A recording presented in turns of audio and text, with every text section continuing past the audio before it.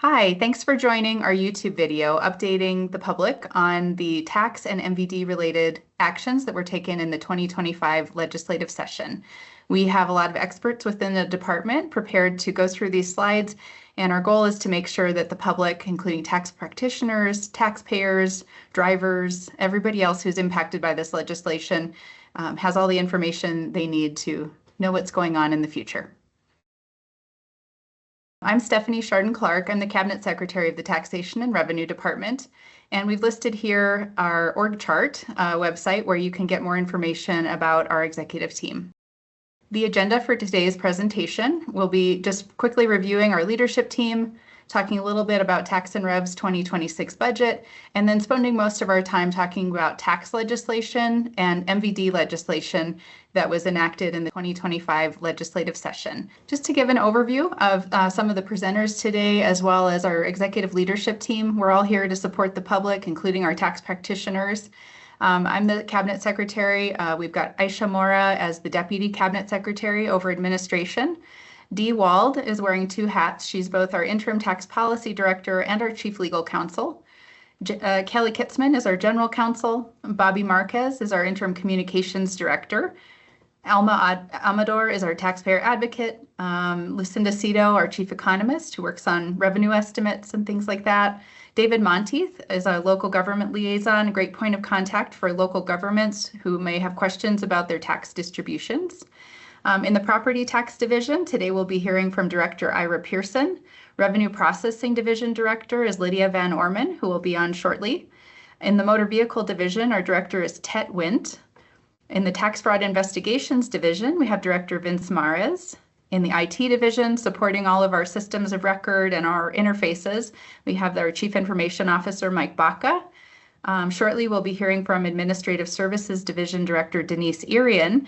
As it pertains to this presentation, our ASD processes distributions every month of revenue out to different state and local and tribal funds. And then last, in our Audit and Compliance Division, today we'll be hearing from Director Santiago Chavez. Briefly, kind of an update on the Tax and Rev fiscal year 2026 budget. That's the state budget that starts on July 1st of 2025. And Tax and Rev's budget is set to grow by 2.7% in FY26, which is moderate but positive growth, reflecting both inflation and really the rising costs of our IT systems. Maintenance and support of those systems is always growing, and we need to make sure that we keep on top of that so that we can keep everyone's data safe and secure and keep our systems functioning well. The budget growth also provides a little bit of room for us to reduce some of our forced vacancies. Those are positions that exist within the department but aren't funded legislatively, so we cannot fill. We'll shave down that rate a little bit. We've added 2 new positions in our Property Tax Division to expand our ability to complete appraisals on property. And we received $3 million to replace a 12-year-old homegrown software system that we call Gen KFI. This is the software system that images all the tax returns and refund requests we receive in paper. And our existing system is, as we said, 12 years old and homegrown, so we're pretty unable to support it, and it's pretty far out of industry best practices as far as recognizing text for you and making it easier. Next, onto the meat of our 2025 legislative update. Tax and Rev is really proud to have created House Bill 218 as an agency bill. We worked on the changes in this bill, which was over 400 pages long, over the last interim between sessions, and we proposed and were successful in enacting pretty comprehensive cleanup to the tax code. So I'm going to be talking a little bit about the general cleanup before turning it over to some of our other presenters. We're really proud that this bill identified 81 obsolete sections of law within the tax code that are just no longer required. These might be tax credits that have since expired and are no longer available, or distributions or things like that that just no longer occur. So we're proud to be able to do this to simplify the tax code and make it shorter for anyone trying to navigate it. We also succeeded in making the entire tax code gender neutral in its language. As we know, not every taxpayer or business owner is a he, and now the tax code accurately reflects that. And then over the years, over really decades, Tax and Rev has not always been a department. So sometimes the tax code still incorrectly referred to us as a commission or a bureau or a division. And so now we've cleaned that up. That's just sort of the highlights of the general cleanup. Now on to something else that is a little bit more substantive and meaningful for taxpayers and their practitioners. It used to be that the tax code required the Attorney General's office to approve refunds and abatements over $20,000 and any time the department entered a closing agreement to compromise the amount of tax due. This is if we have a good faith doubt that the tax is due or not, we have the ability to compromise with the taxpayer. In practice, that Attorney General's approval was put in place decades ago, probably at a time when the Attorney General's office was the only attorney that would be reviewing these items, and they were probably acting as our counsel. But that's no longer the case. Tax and Rev has grown and matured to have its own robust legal team. And really, in effect, what was happening was that the Attorney General's office often struggled to have someone who was expert enough in tax matters to be able to approve these things. And in practice, they were actually commissioning our own attorneys to do that approval for them. So it was time consuming. It delayed taxpayers receiving their refunds and abatements, especially the largest ones over $20,000. And we didn't think that that was adding value or a good use of state resources. So as of July 1st, all of those requirements go away. Next, we'll talk a little bit about the gross receipts tax and some changes that were made to that in House Bill 218. There's a fairly large deduction that already existed for prescription drugs, oxygen, and medical cannabis. And this is one of the few very large GRT deductions that didn't require the taxpayer to separately report it. What that means is that when a taxpayer claims this deduction and claims it on their monthly GRT return, they weren't required to tell us specifically, this is how much of my receipts were deducted. Now it will be separately reported. Taxpayers can deduct the same amount. They just have to independently tell us how much of it went to that deduction. And that's really going to be beneficial for policymakers, including the governor's office and the legislature, to be able to know how much revenue is being foregone for that deduction and also allow us to make sure that taxpayers are compliant with us. Also, turning to schools and families, there's an existing GRT deduction for back to school purchases that happen each year, gearing up for school supplies and school clothing and computers and things. Because the school start dates have crept earlier, we needed to adjust this deduction to make it earlier. So it used to occur always the first weekend in August. Now instead it'll occur the last weekend in July. So look for press releases this summer about that and make sure if you're a family with a school-aged child, you don't miss out. The next bullet has to do with non-taxable transaction certificates. This is basically a documentation to entitle a taxpayer to receive a certain deduction. An NTTC basically is the documentation between buyer and seller, and sometimes involving the department that basically shows that receipts are deductible. Once you have an NTTC, generally you're provided a safe harbor to not have your deduction of those receipts challenged.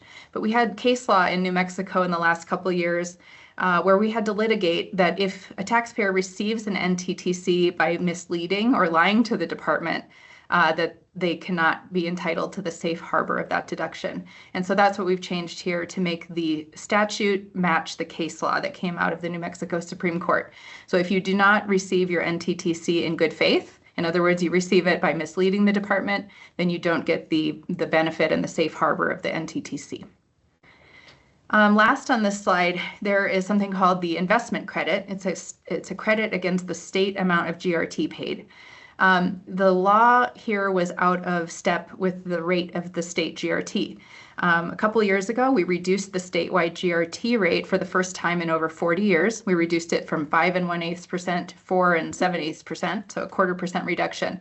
But the investment credit amount was still calculated as if the rate was at 5 1/8%. So we were actually crediting more than we intended, more than the state GRT. And so now we've fixed the statute to just say the credit is calculated based on whatever the then current state GRT rate is. So now it's 4 7/8%, but the credit amount will fluctuate correctly if the state GRT rate changes in the future. All right, on to the next. We've got some increases in fees and distributions to funds. This is from Senate Bill 535. And so we've gradually increased the workers' comp assessment fees that will be paid by both employees and employers. And the amount of the fees will increase gradually over several years from July 1st, 2025 to July 1st, 2023. And this is a set dollar amount fee, so it really can be seen as an inflation adjustment. The $2 fee that had been in law for several years was no longer funding the same amount of services needed in workers' comp.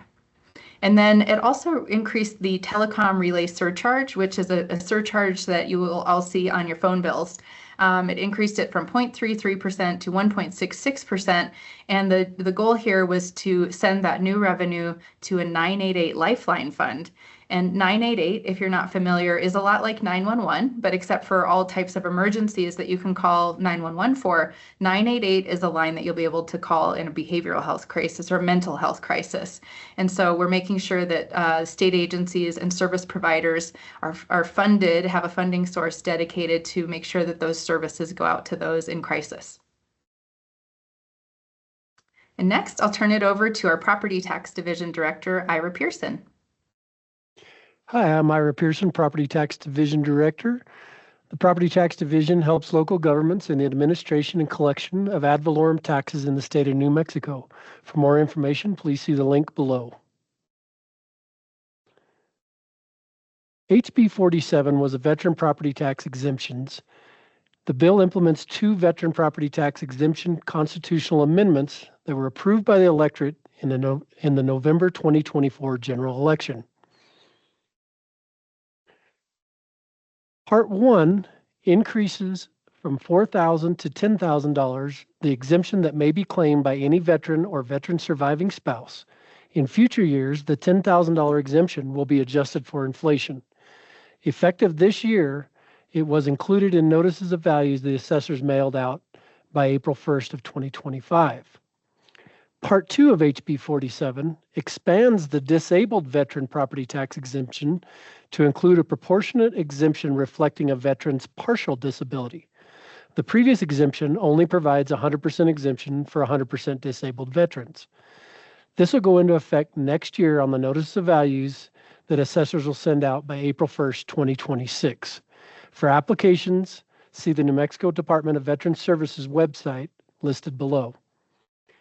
Also, contact your county assessor's office if you qualify and have further questions. HB 295 is property owned by RETA.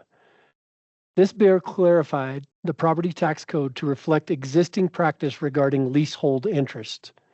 Government-owned property is exempt from property taxation, but sometimes government property is leased. This bill clarified that leased property belonging to the Renewable Energy Transmission Authority, or RETA, remains exempt from property tax. Tax and Rev can only enforce property tax obligations against the owner of the property, not the leaseholder. So no fiscal impact assumed with this bill, as current practice has been not to assess these values. Hey everyone, my name is Bobby Marquez. I'm the Interim Communications Director. I'm going to be covering a few different slides for you. Additional information about me can be located at the link below. I'm going to be covering the slides for David Monteith today. He is our local government liaison, and he works with all of the local governments on rate changes and different questions that they might have about their distributions. To locate more information about David and the different work that he does at the department, go ahead and see the link below. House Bill 218, the tax code cleanup. For local governments, the GRT and comp rate changes is going to be limited to July 1, no longer January 1st. There are going to be a few instances where a local government could change their rate on January 1st, and those include if the governor declares a state of emergency, or if there is an unforeseen occurrence that would cause a municipality's reserves or county's reserves to drop below the amount required by the local government division of the Department of Finance and Administration, as certified by that division. If one of those fits, the effective date of January 1st, the September 30th is the date that the ordinances are due to tax and rev still. For tax increment development districts, or a TID. This gives Tax and Rev 12 months to collect actual revenue in a TID before setting baseline or making distributions to the TID. Senate Bill 383. This bill allows a municipality to enact up to a 3/8 GRT if they are impacted by flood damages. The revenues from the new GRT can be pledged to repay bonds, allowing municipalities to leverage the longer-term revenue generation to pay for flood recovery projects in the shorter term. This also moves against the concept of de-earmarking. This was legislation that was passed in 2019 under House Bill 479 that gave more flexibility to local governments. Roswell will impose the 3/8 GRT effective July 1st, 2025, and we're estimating that they'll generate about 5.5 million in new revenue per year from enacting this GRT rate. Senate Bill 481, State Fairgrounds District Act. This creates a new political subdivision called the State Fairgrounds District to be governed by a board. Tax and Rev will begin distributing 75% of gaming excise tax and 75% of state gross receipts tax sourced to the new district. This is estimated that 10 million per year will go to the district to grow over time if the district is revitalized. Districts may impose up to a 5 mils property tax. Currently, all the property tax in the district is state-owned, which means that it's exempt from property tax. Currently, there are no residents in the districts who could vote to approve the property tax. Later, property may be sold to private entities. Housing may be developed to provide electors. Hello, my name is Denise Arian, and I'm the Director of Administrative Services Division and CFO. If you'd like more information regarding our area, please see the link below. House Bill 218, the Tax Code Cleanup Bill, emphasized tax distributions. Tax distributions is a section of the Administrative Services Division in which we allocate monies to local county municipalities and pueblos. In this section, we have a cleanup to 7-1-6.15, which is referred to as the clawback section. We distribute tax return revenue where we're told to distribute. This section provides for adjusting and clawing back distributions in the case of a taxpayer amended returns. In this section, we had new tax programs that were created and not listed. Some of these were like local option compensating tax, which was created in 2021. Since we did not have that listed in the section to claw back, the general fund had to absorb those dollars related to the taxpayers amending their returns. Also, we reorganized 16 voluntary personal income tax or PIT refund distributions to have them into just 2 sections. The voluntary refund contributions will be repealed if they collect less than $10,000 3 years in a row. Historically, the amount was $5,000, and this increase was adjusted for inflation. All right. Hi, everyone. My name is Lydia Van Norman. I'm the Revenue Processing Division Director. A little bit about the Revenue Processing Division. We collect and deposit tax and fee revenues for the state and process tax returns and refunds. And if you want to know more about the Revenue Processing Division, you could click on this link below and it'll take you to our site. So this one is for return processing for employers.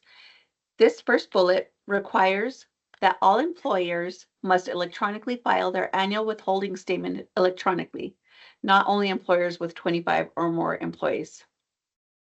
Bullet 2 changes the date by which quarterly withholding statements must be filed from the last day of the month following the close of the calendar quarter to the 25th day of the month. That applies to electronically filing requirements to all employers, not just those who have more than 50 employees. This mandate is effective on January 1st, 2026. Still working on House Bill 218 code cleanup. We're going to talk about return processing for business taxes. For taxpayers that owe over $25,000, will be required to pay electronically and may no longer pay by cash or check. And they are due the day before the due date. It allows for the adjustment of filing frequencies. Those owing less than $500 can pay as little as annually. Previously, the law limited those owing less than $200 to pay as little as semi-annually. The next section we're going to talk about for return processing is business taxes. This first bullet allows an original or an amended return that shows an overpayment of tax to constitute a rebate or refund claim for any tax program allowed by Tax and Rev, which saves the taxpayer from having to go through the next step of separately submitting a refund request. And we're going to roll this one out in phases. Next bullet eliminates the complicated annual NMED certification to set the petroleum products loading fee. It sets it at $150 permanently, so there's no more complicated forms that have to be filled out for this one. Next section is it fixes minor issues with the 2024 Healthcare Access and Delivery Assessment legislation. And this is mostly just back-end stuff that we're having to clean up. The last section that I'm going to cover is return processing for income taxes. This removes the extended PIT and SIT due dates for taxpayers that both file and pay electronically. For tax year 2025, PIT returns will be due April 15th and no longer on April 30th. SIT returns will be due on March 15th and no longer on March 30th. This was causing a lot of confusion with the vendors, and we were having stuff come in late because of this date. I'm Santiago Chavez, the Audit and Compliance Division Director. We do audit and compliance for over 40 tax programs. And for more information on our department, you can see the link below. So House Bill 368 is the high wage jobs tax credit. It amends the definition of a threshold job for the high wage jobs tax credit to allow greater flexibility for taxpayers to qualify for the credit. The prior law required the job to have been occupied for at least 44 weeks of the previous calendar year. Credit eligibility no longer tied to the arbitrary calendar year timeline. And that was problematic because if someone got hired in, say, October or November or December, they wouldn't qualify for it because you needed to be occupied for at least 44 weeks of the year. So the new law gives that flexibility to have basically a rolling calendar of the 52 weeks of employment. So that's good for the folks who are applying for the tax credit. It makes it a little bit more difficult for us to administer, and the review will be a little bit more cumbersome. We'll get through it. Hello, everyone. I'm Tet Winth. I am the Motor Vehicle Division Director, and I'm here to talk about the 2025 MBD legislative changes. And for more information on the MBD, you can select the link below. So House Bill 99, non-repairable vehicle titles, simplifies the process for titling vehicles that are declared non-repairable or salvaged after a total loss insurance claim. A key change is that insurance companies are no longer required to submit the actual certificate of title in cases where it's difficult or impossible to obtain. This often happens when vehicle owners or lien holders do not return the signed title after settlement. Instead, insurers can submit alternative documentation, such as proof of payment, evidence of multiple attempts to collect the title, and certified mail notifications. This allows us, MVD, to issue a non-repairable certificate or salvage title based on verified documentation, helping to avoid delays while still protecting the integrity of the title process. This bill holds MVD harmless for any claims from this process, but also provides a consistent process for us to follow while easing a common burden for insurers. Senate Bill 36 clarifies how records related to non-disclosure credentials can be used and shared. In particular, it states that these records shall not be disclosed or used for the purpose of enforcing the Federal Immigration and Nationality Act and can only be disclosed for necessary functions listed here on this slide. This amendment builds on prior legislation by reaffirming the state's commitment to protecting the confidentiality of personal data submitted for credentials. The intent is to ensure that individuals can safely and confidently apply for a credential that allows them to drive legally or use an ID without concern that the information will be used beyond its intended purposes. MVD will be reviewing data access protocols, interagency agreements, and training materials to reflect this statutory change and ensure full compliance moving forward. SB 236, Looks Twice for Motorcycle Plates, expands on the existing Look Twice awareness campaign by allowing the issuance of these specialty plates for motorcycles in addition to standard vehicles. Previously, the law only authorized these plates for passenger vehicles, which limited participation for motorcyclists themselves. This change allows riders to display the Look Twice plates on their vehicles, helping to further promote awareness and visibility. MVD will work with our plate vendor to update the design, specifications, and make the Look Twice for motorcycle plate available for motorcycle applicants statewide. Thank you so much to all of our directors and to our secretary who've spoken so far. I'm going to be going over resources with you. Again, my name is Bobby Marquez, and I'm the interim communications director. For more information on me, please see the link below. So we have a lot of resources on our website. First, we have our two main pages that have a lot of great information in terms of statutes with regulations. If you go to our forms and publications page, we of course have all of our forms and our instructions on those pages. We also put up banners on our website if there's important information that individuals need to be aware of. And later I'll be going over our notification service. We did want to make sure people are reminded about our unclaimed property search. Individuals should make sure to search their business name and individual name, or if you've had somebody who's recently passed, search their name. Unclaimed property is really where money is due to someone, and the individual who owes that money cannot locate the person that the money or the property is due to. So they have to turn that property over to our unclaimed property bureau, and then we have a database that individuals can search to be reunited with their unclaimed property. So if you have not searched in a while, or if there's a new business or an old business, I really do recommend that they search that website for their name and see if there's something that needs to get back to you. We also have a YouTube channel for the tax side, which this video is posted on, but we also have a channel for our New Mexico Motor Vehicle Division. So feel free to go ahead and sign up, subscribe, leave us comments, or reach out to me if you have a suggestion on a video that might be nice for us to add, and we can look into finding the resources internally to make that happen. I do want to make sure everybody is aware of our notification system. With this, you can sign up with your email or your phone number, and you'll get a text or an email whenever we release any of these documents. Our bulletins, any decision and order decisions from the administrative hearing office, we usually do a summary and we'll post that to our website.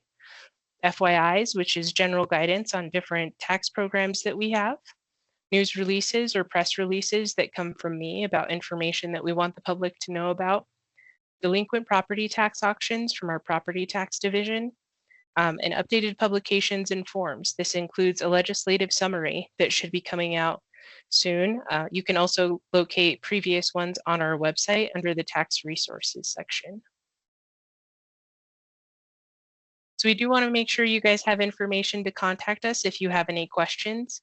For the Taxation and Revenue Department, we just want to always make sure to let you guys know about the online services that we provide. A lot of individuals that are professional tax preparers are already signed up for this, and they file electronically for free through that site, as well as manage different operations and different services that they want to access for their customers. For a lot of individuals who might be watching this video, the really nice thing about our TAP service is that you can file your return for free, and you can also make sure to provide us information in a secure fashion if it's requested by the department. To schedule an appointment, we do have information on our online services page on where you can schedule an appointment with us. Both of our Taxation and Revenue Department and Motor Vehicle Division offices are currently on an appointment basis. It just makes sure that we can assist people in a more timely fashion and be able to make sure we have enough staff to get through all of the appointments that we have for the day. We also have our Contact Us page where you can locate us using a form that will send an email to us so that we can get in contact with you. And of course, if you would like to contact us and speak with an individual, you can use either of our toll-free numbers. Here's the Taxation and Revenue Department's number, 1-866-285-2996. Or for our Motor Vehicle Division, we have 1-888-683-4636. I do also want to just point out we have a lot of great online services for our motor vehicle division, including renewing or replacing your driver's license. If you already have a real ID, you can update yours online. So if you're able to do any of those services online, you can do it from the convenience of your own home. I want to thank you for your attention to our 2025 legislative update, and I want to thank all our presenters today for sharing their expertise about the department and for your assistance to get these bills enacted during the last legislative session. If anyone has questions, we've provided those resources here, and we would love to hear from you if you have questions about these bills or suggestions for a legislative cleanup that we can pursue in a future session. Thank you so much.